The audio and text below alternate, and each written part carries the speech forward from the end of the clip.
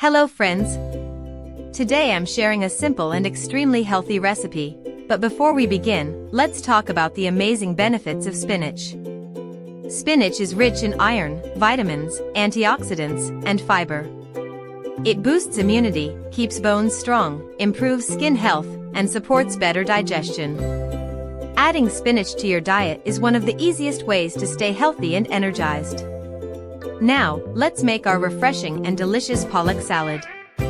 Ingredients: fresh spinach, sesame seed oil, lemon juice, roasted sesame seeds. Method: blanch the spinach, wash the spinach thoroughly. Boil a pot of water and add the spinach leaves for 1 to 2 minutes.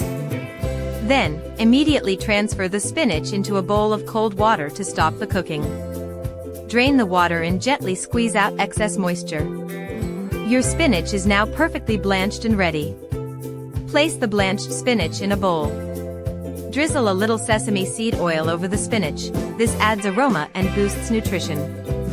Squeeze in some fresh lemon juice for a bright, tangy flavor.